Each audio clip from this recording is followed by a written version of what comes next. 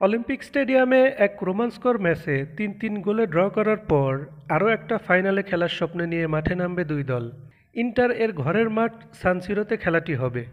Scoreline বলছে দুই দলই সমতায়, তবে নিজেদের মাঠে এই ম্যাচটা খেলবে বলে মানসিকভাবে ইন্টারই কিছুটা এগিয়ে থাকবে। প্রথম লেগে ইন্টারের বিপক্ষে ২-০ গোলে পিছিয়ে থাকা বার্সার প্রথম গোলটি করেন লামিন ইয়ামাল। ১৭ বছর বয়সী ইয়ামাল এবার চ্যাম্পিয়ন্স লিগে এরই মধ্যে করে ফেলেছেন ৬টি গোল।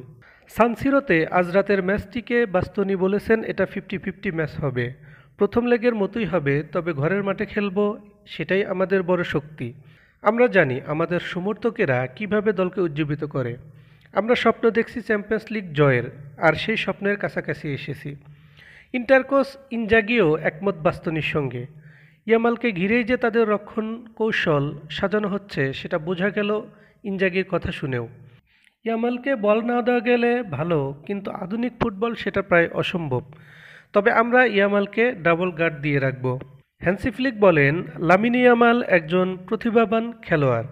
১৭ বছর বয়সে এটি সত্যি অবিশ্বাস্য। প্রথম লেগেও দারুণ খেলেছে ইয়ামাল, গোলও পেয়েছেন একটা। এটি এখন দ্বিতীয় লেগ এবং একটি অত্যন্ত গুরুত্বপূর্ণ খেলা। আমরা ফাইনালে পৌঁছাতে চাই। এবার লাউতারোর নাম নিয়ে সংশয় রয়েছে, যিনি গত বুধবার বার্সেলোনার বিপক্ষে হাফ টাইমে উরুর পেশিতে চোট পেয়ে মাঠ ছাড়েন। ইন্টার কোচ সিমোনে ইনজাগি গত সপ্তাহে স্বীকার করেছেন যে লাউতারোকে আবার মাঠে ফেরানো খুব কঠিন হবে, কারণ এই ধরনের আঘাত থেকে সেরে উঠতে সাধারণত ১০ থেকে ২ সপ্তাহ সময় লাগে। তবে সোমবার দুপুরের সেশনে লাউতারো দলের সাথে অনুশীলন করায় ইন্টার শিবিরে আত্মবিশ্বাস বাড়ছে। ইউরোপের অভিজাত ক্লাব প্রতিযোগিতায় লাউতারো ইন্টারের রেকর্ড গোলদাতা, যার মধ্যে এই মৌসুমে ৮টি গোল রয়েছে।